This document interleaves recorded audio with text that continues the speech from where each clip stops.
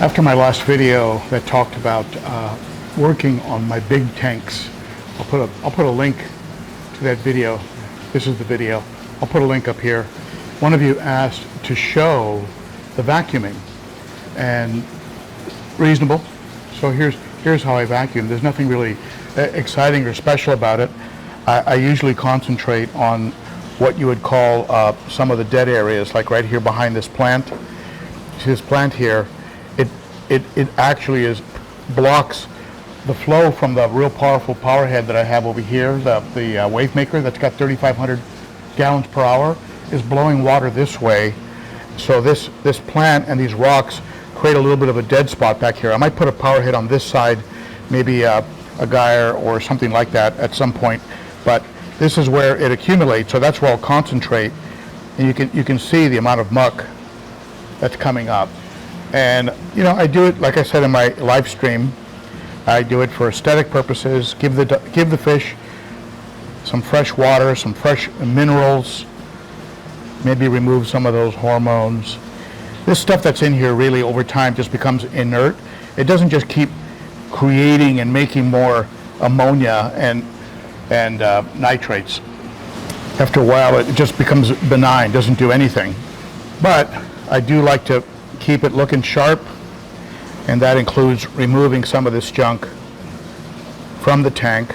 This is an Aquarium hose, and this right here is a Python tube, and I don't recommend you do that because the sizes are different. The Python tubes are actually a little bit wider, so I have to force it on here, and then sometimes it comes off, and that's kind of a pain in the butt, but it's okay for now. At some point I'm just going to go buy a 50-foot Python hose and just use that. The Python hoses, like everything Python, is expensive, but it's going to make it a lot easier and not have me having to reattach the hose just like that. See that? One of the things that I'll do is I'll work behind some of the decor. Now what do I mean by that is, like, I'll move that cave, there's a cave here, and some rocks. I might move those because there's a lot of junk that can accumulate under there. See the size difference? I have to cut the hose just a little bit just to get it on there. Sometimes I run it under hot water to soften up the plastic a little bit, and then push it on there as hard as I can, and it gives me about a quarter inch onto it. But it would be much better if I had a Python hose. I think that'll be my next investment. It never ends. There's always a new investment.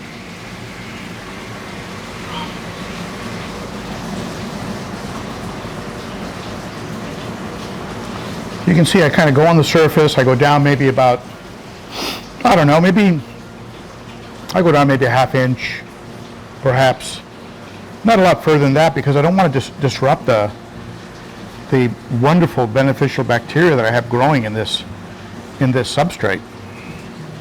The substrate is my biggest and most stable home for beneficial bacteria. So I don't mess with it much. And if you notice, I've got a light pebble surface, but I've got about 6 inches, 5 to 6 inches of sand underneath that the geos, by the way, love to get down into and stir around.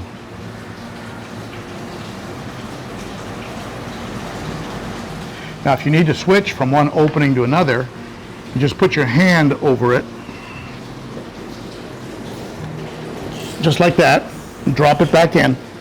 That'll keep the siphon going as you transfer from one opening to the next. Let's move this cave aside and see all the detritus that's under it, and get all that kind of cleaned up. Oh yeah, that's really a lot of muck. It's amazing how detritus can work its way under decor, even though the decor is pushed down in the substrate. Can you see that? Look how much gunk was under that cave. That's the Salvini's cave.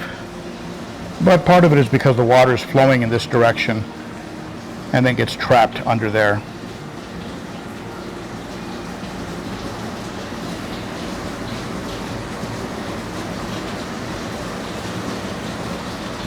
So like I said, this stuff I'm taking out is more for aesthetic purposes.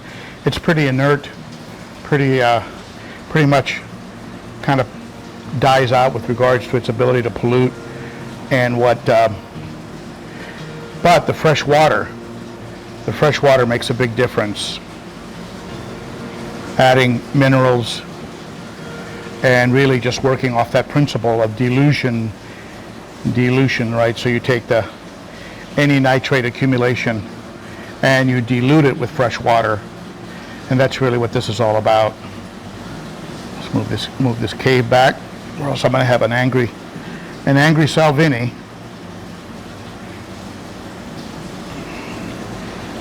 Don't want to get on her bad side.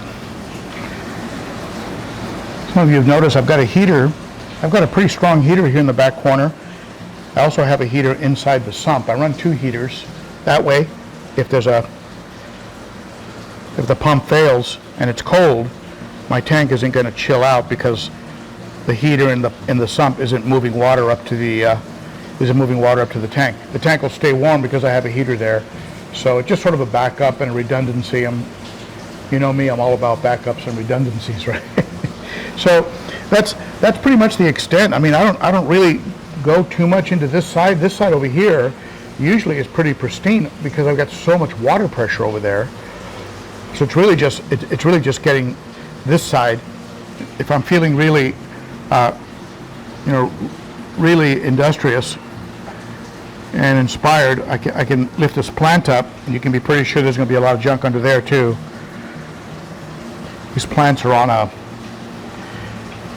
granite base. That's the way they used to be made by elite cichlids, who unfortunately went out of business. Not even went out of business, they just decided to quit because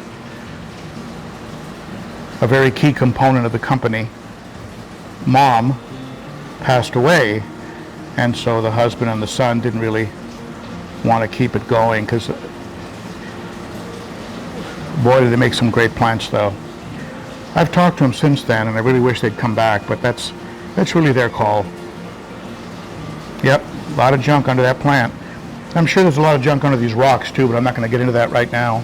So now what I'll do is I'll just get this out of here, get this guck out of here, and then I'll let the hose sit in the aquarium for just a few more minutes until the water line gets to about right here. Maybe, I don't know, maybe a third, gets like a third of the water out, and then I'll add some Vitachem, which for a 200-gallon tank is like 4 teaspoons of Vitachem, and then put some I'll put some conditioner in the tank for the entire volume of the tank. So I'll put C-Chem Safe for 210 gallons, right? Which is about I don't know, less than a quarter teaspoon, and then I'll go ahead and refill it, and I'll refill it based on the height of water in the sump. That's what tells me I've got the right amount of water in here, and so that's how I do it. Okay, I hope that helped. I hope that gave you some tips. Certainly share below if you have any tips that you want to share with folks on how you do your water changes. We all learn from each other at this channel, like I'm fond of saying, as you know. Thank you for tuning in. Maybe I'll see you on Saturday at the Cichlids and Coffee live stream. Every Saturday at 11 a.m. Central, that's noon Eastern, 9 Pacific. And if you want to support the channel, if you'd like to support the channel a little further, consider becoming a Patreon member. That's a monthly supporter. It starts for as little as $3 a month, and it helps, like I like to say, in more ways than you know. All right? Thank you, my friends. See you again soon. Thanks for tuning in. Bye-bye. Oh, by the way, click right here for all of my water change tips, and click right up here for my best tips on how to keep tanks, and click down here, hit me on the face if you'd like to subscribe. All right? There you go. What are you waiting for? Come on, start clicking. I'll see you again soon. Bye-bye.